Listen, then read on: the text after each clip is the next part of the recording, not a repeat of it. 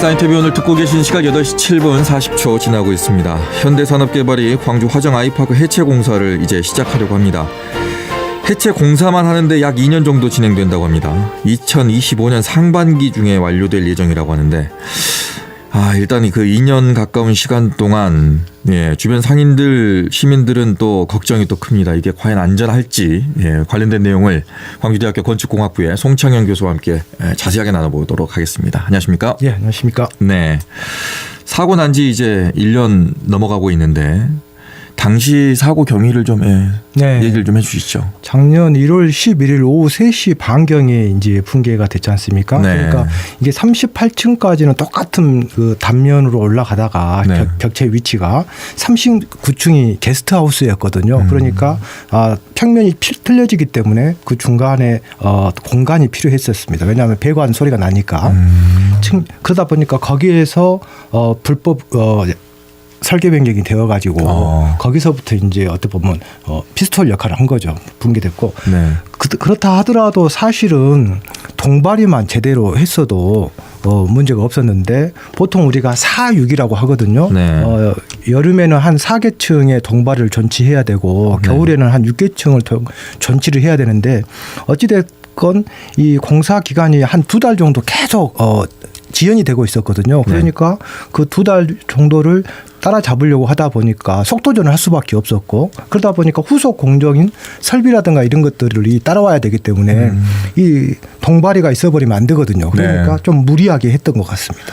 지금 건축 용어, 현장 용어가 나왔는데 동발이가 뭡니까? 콘크리트가 시멘트하고 모래 자갈을 섞어서 만들 때는 거의 물처럼 물렁물렁하지 않습니까? 네네. 그런데 그걸 그대로 놔두면은 굳어지지 않기 때문에 우리가 서포트라고 하죠. 밑에다가 이렇게 철제로 받쳐주는 그걸 그대로 고정을 시켜줘야 되는데 빨리 해체를 해버리다 보니까 붕괴가 된 거죠. 그래서 당시에 제가 현장에 직접 올라가 봤거든요. 계단으로 올라가서 보니까 39층부터 39층 바닥에서부터 시작해가지고 한 16개층이 붕괴되면서 6명이 사망하고 8명이 부상을 당한 사고죠. 예. 일단 뭐 붕괴의 결정적인 원인은 그 동발이라는 것을 빨리 제거를 했고 공기를 단축하기 위해서 좀 서둘렀다는 거 이건가요? 그렇죠. 가장 큰 원인은 공기 단축을 무리하게 했고 그다음에 동발이 그다음에 콘크리트 강도가 제대로 나오지 않았고 저는 그 무엇보다도 이런 것도 문제였지만 더 근본적인 문제는 사회 안전 시스템인 이런 것들이 제대로 작동할 수 있도록 감리 제도가 있거든요. 그런 감리가 제대로 매우 눈으로 이걸 지켜보고 그것을 제대로 한지 안 한지를 해줘야 되고 또 공무원들이 지도 감독을 해줬어야 되는데 이러한 사회 안전 시스템이 작동이 안 된 거죠. 네. 감리제도 얘기하니까 이러면 또 이제 학동 그 철거 현장에서 붕괴 사고 있었잖아요. 그때도 감리업체가 아는 사람 위주로 가가지고 감리가 제대로 이루어지지 않았다 이런 얘기 있었거든요. 제가 이런 얘기 나올 때마다 자꾸 얘기하는 게 우리나라 건설 기술 수준이 결코 후진국 기술 수준이 아닙니다. 네. 전 세계에서 가장 높은 건물인 버주 두바이 요즘에는 이제 부르즈 할리파라고 하는데 아랍에미리트에 있는 그 건물 누가 지었습니까? 우리나라에서 지었지 않습니까? 세계에서 가장 높은 건물 자금이 마치 828m에 163층 그러니까 우리 63빌딩에다 100층을 더 올리는 그런 건물입니다. 제가 2008년인가 9년도에 실제 여기 현장에 가봤는데 말이 828m지 거의 1km에 가까운 어마어마한 우리나라 세계 수준의 우리 기술 뭐 커다란 다리를 놔요 원전 시설을 만들어요 무슨 해수를 담수화 시설을 해요 세계 초인류 우리나라의 건설 이 회사들이 국내에만 오면은 이상하게 이렇게 부실공사에 하자 투성이를 만들고 있으니 저는 방금 전에 얘기한 것처럼 우리나라의 건설 행정이나 건설 생태계 이런 감리제도 이런 시스템이 제대로 작동되는지 이번 기회에 제대로 한번 살펴볼 필요가 있다고 생각해요. 네. 그렇게 좀 말씀을 하시니까 국외로 나갔을 때는 그렇게 신경 쓰고 잘 만들려고 하고 초인류 기업, 초인류 건설을 하는데 왜 국내만 오면 후진인국형 붕괴 사고가 나고 철거도 그런 식으로 하고 시스템도 작동 안 하고 일단은 이렇게 사고가 나게 되면 행정처분 같은 거 책임자 처벌 같은 게 있었는데 그 지금까지 그 사고 난 것에 봤을 때 책임자 처벌이 제도에 이루어졌다고 보십니까? 글쎄, 요 부분은 이제 제가 노 코멘트를 할 수밖에 없는데 이것은 수사기관이라든가 검사기관에서 이 감사기관에서 해야 할 사법부가 해야 할 것이지만 네. 저는 이제 개인적으로 엔지니어 입장에서 얘기를 하면 방금 전에 말씀드렸던 연장선상에서 외국에서는 잘 작동이 되는 우리나라 건설 기술이 네. 왜 국내에만 이렇게 할 것인가 뭔가 한 번쯤은 일벌백계 할 필요는 있지 않은가 이 정도만 제가 코멘트 하겠습니다. 일벌백계도 일벌백계지만 책임자 처벌도 그렇지만 시스템이 작동 안 했다는 것 자체가 네. 지금 요즘 들어서 저희가 너무나 많이 느끼고 있는 그 단어인 것 같습니다. 시스템이 작동하지 않는다. 네. 일단 철거를 하는데 야 이걸 지금 뭐 현장 가보신 분도 있을 거고 저도 이제 그 주위를 한번 이제 돌아봤는데 이 높은 거를 8동이거든요. 네. 이거를 어떻게 철거를 하려고 하는 걸까 궁금하더라고요. 일단은 지금 방송 중에 적절한 표현인지 모르겠지만 당시에 화정동 현대 아이파크 붕괴되고 나서 수없이 제가 많은 인터뷰를 했지만 네. 제가 그때부터 지금까지 일관되게 주장했던 게 저걸 해체하는 것보다 네. 우선 순서가 안전 진단을 했어야 되거든요. 네. 그러니까 쉽게 설명해서 MRI, CT 촬영해서 얘가 아픈지 안 아픈지를 확인하고 그 다음에 수술을 할 것인지 안 할 것인지 했어야 되는데 네. 너무 정치적으로 감정적으로 우리가 너무 이성보다는 감성이 앞서지 않았나. 사실 좀 냉정하게 얘기하면 한번 지금쯤이라도 안전 진단 해보면 아마 7개 동은 굉장히 좀 예단하기 그렇습니다만 건전하다, 튼튼하다. 저는 그렇게 생각합니다. 다만 심리적으로 옆에 동에서 사고가 났으니까 이것도 불안하다. 이것은 충분히 이해하나. 그럴 수 있죠. 한번 좀 고민해봐야 되겠고요. 이게 이제 쉽지 않습니다. 왜냐하면 철거라고 하는 것이 엄청난 시간과 그다음에 소음과 진동과 민원과 많은 문제가 유발이 되는 거거든요. 아마 철거하고 재시공하고 설계 뭐 하고 이것저것 하면은 대충 약 한 4천억에서 한 6천억 정도 제가 예상이 되거든요. 네. 그럼 그 정도면은 엄청난 그건 현대 산업개발의 어떤 피해도 아니고 오롯이 모든 우리 국민의 피해 아닙니까? 그렇기 때문에 한번 좀 고민을 해봐야 될 것 같습니다. 네. 자 일단은 안전에 대한 부분은 다시 한번 볼 필요는 있으나 현재는 이제 결정 난 게 이제 철거로 가게 됐습니다. 네. 근데 철거의 공법을 좀 듣고 싶은데 이렇게 좀 잘라서 내려간다면서요? 그 이제 공법이 여러 가지 공법이 있어요. 네. 이게 뭐 예를 들어서 폭파 공법도 있고 뭐 하는데 더 심지 안에서 폭파하면 절대 안 되지 않습니까? 소음이라든가 진동이라든가 네. 결국은 안전을 하려면은 제가 저번 시간에도 얘기했지만 그만큼의 우리가 여유가 있고 시간이 필요하고 그렇게 한다고 했잖아요. 네. 그래서 이거는 지금 8개 동을 지금 다이아몬드 소우로 잘게 썰어서 맨 위에서부터 조금씩 한 층씩 이렇게 내려오는 그런 시스템으로 하는데요. 다이아몬드 소라고 하는 것은 뭐냐면 한마디로 공업용 다이아몬드를 와이어에다가 해서 이렇게 톱이죠. 와이어로 된 톱. 줄톱이라고 보면. 예. 그게 그렇게 강력합니까? 그럼요. 엄청난 힘을 가지고 있고요. 네. 이걸 이제 그렇게 해서 할 때 문제가 이제 약간의 많은 분진이 생깁니다. 그러니까 그런 분진을 여과도 해야 되겠고 그렇기 때문에 상당한 시간이 필요할 거라고 생각합니다.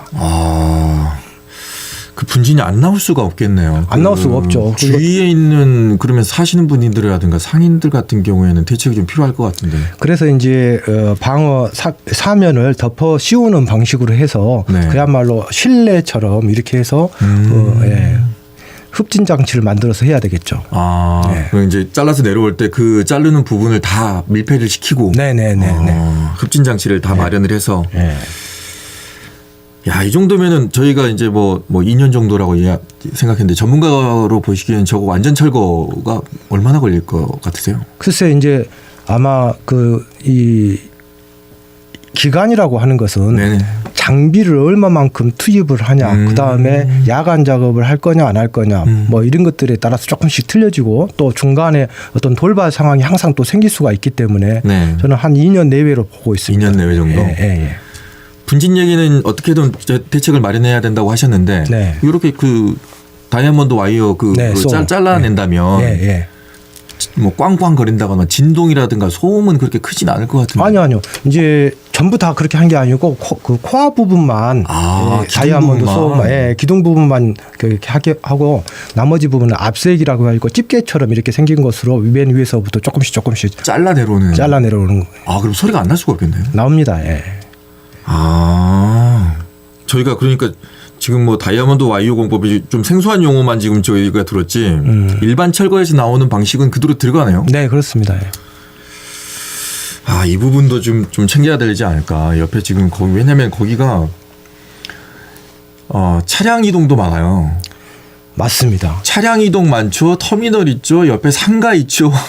생활형 주택들 거기 밀집돼 있죠. 뭐 많은 게 있기 때문에 제가 봤을 때는 참 그 교통 혼잡 굉장히 심각할 것 같고 소음이라든가 분진이라든가 또 이거 또 그 진동에 따라서 그 주변 건물에 또 위해를 줄 수가 있거든요. 그러면 또 균열이 생길 수도 있고 하기 때문에 상당히 큰 문제가 생길 것 같습니다. 아, 예. 네. 추정된다는 거죠. 단정적으로 얘기하지 마시고. 일단 이게 저희가 지금 약간 좀 심각하게 좀 얘기를 지금 하고 있습니다. 왜냐하면 이 부분이 좀 유례없는 철거 작업이기 때문에 저희가 지금 따로 지금 시간을 마련해서 말씀을 드리고 있고 듣고 계시는 분들 관계된 분들도 계실 수 있습니다. 네. 그렇기 때문에 그분들이 걱정하시는 분도 있기 때문에 전문가의 의견을 좀 듣고 있는 거고 실질적인 얘기를 저희가 지금 해드리는 거고 전문가의 의견을 좀 들어보고 있는 겁니다.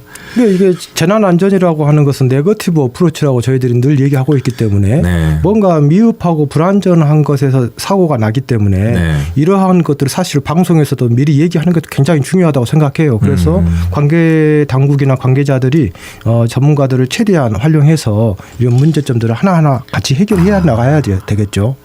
미리 생길 수 있는 모든 것들을 다 생각을 해서 미리 다 막아내야 된다. 그렇습니다. 우리 재난안전에서 항상 얘기하는 것이 청설하라고 하거든요. 쌀이면 밖에 한방 눈이 내리는 소리도 듣는다는 자세로 옛날 선비들은 안방에서 글을 읽으면서도 그 남의 얘기를 들었지 않습니까? 그것이 어른이고 선비지 않습니까? 그렇기 때문에 이게 안전한 사람들은 어떤 사람의 얘기도 어른의 얘기도 아이의 얘기도 귀담아 들어야죠. 네. 자, 화정동 아이파크가 이제 철거에 들어가게 됩니다. 6월 정도라고 예상되고 있는데 관련돼서 이제 저희가 걱정되는 부분들을 하나하나씩 이제 짚어드렸고 화정동 아이파크 관련해서 최종적으로 교수님께서 혹시 걱정되는 부분이나 당부하고 싶은 부분이 있으시면 다른 아이템으로 또 넘어갈 건데. 네, 아니 근데 우리나라에 지금 필경 여기만의 일일 것인가? 그러니까 대한민국 전체 지금 광주 화정동 현대 아이파크의 문제가 아니고 대한민국 건설 전체 생태계의 문제가 된다라고 저는 생각하기 때문에.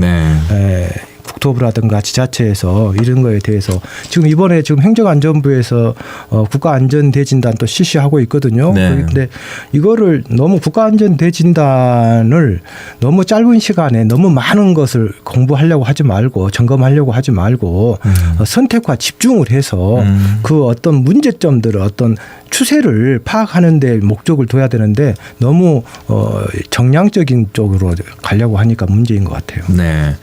자, 얼마 전에 또 손창현 교수께서 행정안전부 중앙안전교육 점검단장에 지금 올라가셨는데 그러시면서 걱정을 하시는 게 또 사고가 터졌어요. 정자교가 무너져가지고 그러면서 우려했던 게 현실로 나왔다라고 이제 뭐 개인적으로 저한테도 얘기하셨는데 우리 주변에 있는 교량 이거 다시 봐야 된다. 광주도 마찬가지고 전남도 마찬가지고. 이게 이제 저희들 광주대 대학원에서 제가 수업할 때 자꾸 하는 얘기 중에 리던던시라는 용어를 자주 씁니다. 우리말로 여분, 여유 뭐 이렇게 우리 동양화가 아름다운 이유가 여백의 미 아닙니까? 그런 것들을 우리가 공학에서는 리던던시라고 하는데 무슨 얘기냐면 버스 교량 위에 버스가 다니잖아요. 그럼 버스의 하중을 예를 들어서 100톤이라고 할 때 교량은 당연히 그보다 더 많은 하중을 견딜 수 있도록 여유 있게 한 150톤에 견딜 수 있게 설계를 할 거 아닙니까? 근데 문제는 여기에 차량만 다니게 했어야 할 다리에 사람들이 다녀도 되는 거 아니야? 하고 옆에다가 외팔보 캔틸레바를 만들어 가지고 한쪽에다가 다시 인도를 만드는 거죠. 그러면 또 여유가 없어졌잖아요. 원래는 없던 건데 구조물인데. 그렇습니다. 그러니까 원래 150톤에 견딜 수 있다고 하니까 여유가 있으니까 이 정도 인도는 설치해도 되겠지 하고 거기다가 추가로 했잖아요. 거기다가 각종 관들이 또 지나가지 않습니까? 네. 그러면 이제 여유가 없는 상태에서 이게 이제 처음에 젊었을 때는 큰 문제가 없지만 나이가 먹어서 이제 30년이 지났잖아요. 그러니까 어떻게 돼요? 여유가 없을 거 아닙니까? 그러니까 사회의 모든 시스템들이 지금 60년대, 70년대에 지어진 건물들이 이제 노후화로 쓰나미처럼 밀려오잖아요. 그러면 이런 여유가 없어지는 건물들이 왜냐하면 철근이 녹이 슬고 콘크리트 강도가 떨어지면 여유가 없어질 거란 말이죠. 네. 자기가 견딜 수 있는 힘, 저희들이 내화력이라고 하는데 이제 이런 하중에 견딜 수 있는 힘들이 부족하기 때문에 이러한 파괴 이런 구조물들의 파괴 메커니즘의 특성이 뭐냐면 전문 용어로 취성 파괴라고 하는데 어느 날 갑자기 어떤 사전에 징후가 없이 붕괴되기 때문에 위험한 거거든요. 이런 경우에 제일 중요한 것은 저희들 공학에서는 뭐라고 하냐면 한마디로 부식이 되기 전에 닦고 조이고 기름칠해야지 철근이 녹이 슬고 나서 닦고 조이고 기름칠해봐야 이미 골든타임을 놓쳐버린 거잖아요. 그렇기 때문에 저는 이번 기회에 한꺼번에 60년대 70년대에 이 도래야 하는 이 노후 시설물들을 나중에는 막을 수 없는 시점이 되기 때문에 지금부터라도 좀 늦었지만 이런 중단기 계획도 수립하고 또 예산도 미리 지금부터 축적을 해놔야지 그때 가가지고 막을 수 없으면 안 되잖아요. 네. 일단 광주 전남 지역 교량, 특히 광주 지역도 이제 교량이 좀 있거든요. 네. 천변에도 많고, 네. 저도 그 밑을 좀 이제 산책하면서 지나다니 봅니다만은 네. 그 아래로 지나다니면서 아래쪽을 보면 네. 솔직히 위에서 보는 거하고 좀 다른 아래쪽입니다. 좀 걱정은 좀 돼요. 이거 진짜 낡은 것 같은데? 이런 생각이 좀 들어요. 그러니까 전남 지역에서 지금 약 한 20여 개가 D등급이 맞았지 않습니까? 최근에 국회에서 이제 누구죠? 김병욱 의원이, 김병욱 의원이 얘기를 한 건데. 민주당에. 예. 근데 이 정도면 전국의 약 한 10%니까 네. 엄청난 양이 지금 전라남도에 노후된 다리가 있고요. 또 광주도 그 제2광천조가 D등급을 맞았으나 네. 최근 3년 동안 개보수를 해가지고 C등급으로 회복을 했습니다만 예의주시를 해야 될 것 같습니다. 지금 광주대에서는 송찬용 교수께서 이제 대학원에서 방재안전학과에서 네. 이제 수업을 하고 계시는데 네. 방재와 안전, 특히 안전에 대해서 이제 계속해서 얘기를 하고 계세요. 네. 얼마 전에 이제 세월호 9주기였기 때문에 네. 세월호 선체 관련해서도 한 말씀 하셨더라고요. 일본에서 가져온 노후된 배를 왜 그걸 폐기하지 않고 우리는 그거를 불법으로 개조를 해서 다시 쓰느냐. 뭐 이런 얘기를. 그러니까 제가 일본 동경에 자주 이제 재난안전을 공부하려고 네. 자주 1년에 몇 번 가는데 동경에 가면은 그 유람선이 많이 있거든요. 네. 근데 한 번은 우연찮게 그 유람선에서 관계자하고 대화를 하다가 유람선이 너무 좋으니까 야 이거 너무 좋다 했더니 아쉽게도 올해까지만 하고 이걸 유람선을 운행을 안 한대요. 그래서 왜 그러냐 했더니 40년 되면 일본은 유람선을 무조건 폐기 처분한다라는 거죠. 네. 근데 우리나라는 그 일본에서 40년 된 노후 유람선을 수입해가지고 그것을 세월호라고 이름 붙여가지고 불법 중개축 해가지고 운행하고 있는 나라 아닙니까? 이게 사회에 모든 것이 생애 주기가 있을 거 아닙니까? 사람도 그렇고 모든 것이 수명이 있는데 네. 우리나라 같은 경우는 그 수명에 대한 관심들이 너무 없는 거죠. 예컨대 서울의 지하철 2호선 순환선 있지 않습니까? 네. 2호선 같은 경우에 1년에 평균 한 20만 킬로를 달리거든요. 네. 그러면 20만 킬로면은 어떻게 되냐면 우리가 거의 자동차 폐차할 정도 수준의 네. 거리를 달린 거나 마찬가지입니다. 1년에. 근데 지금 벌써 한 40 몇 년이 지났지 않습니까? 그러니까 이런 것들이 어떤 일본 같은 경우는 사고가 나기 전에 어떤 그런 것들을 교체를 강제적으로 하고 있습니다만 우리는 아무래도 이런 안전에 대한 인식이라든가 의식 부족으로 인해서 이런 거에 투자되는 돈을 멀쩡한 타이어를 왜 바꾸냐 이런 생각으로 한다고 보면 되죠. 근데 사실은 정확하게 얘기하면 자동차의 타이어가 펑크가 나기 전에 우리가 교환하는 거 아닙니까? 네. 그런 것처럼 모든 배관 설비 같은 것 과거에 일산의 백성역에 온수관 파일 난 것도 있었거든요. 네, 네. 그것도 30-40년 된 노 온수관이 터져버린 거거든요. 네. 그러면 터졌으면 어떻게 해야 돼요? 그 부분만 고치고 다시 그대로 운영해야 됩니까? 아니면 당시에 설치했던 노원수관들 40년 된 거 전부 다 전면 철거하고 재시공해야 됩니까? 그게 전조라는 거잖아요. 그러니까. 당연합니다. 네. 그러니까 우리가 왼쪽 타이어에 노화가 돼서 타이어를 교체하면 오른쪽 타이어도 같이 동시대에 갈았던 걸 교체해 줘야 되는데 우리는 그 펑크난 부분만 네. 예. 예, 여기까지 들어야 될 것 같습니다. 20분이 금방 가버리네요. 예. 저희가 오늘 안전에 대한 얘기를 했습니다. 그리고 우리 주변에 그 안전과 관련된 사고들이 꽤 많았기 때문에 관련해서 얘기 나누면서 송창윤 교수와 얘기했습니다. 여기까지 듣겠습니다. 고맙습니다. 예. 시사 인터뷰 오늘도 여기서 마치겠습니다. 지금까지 진행의 김규빈이었습니다.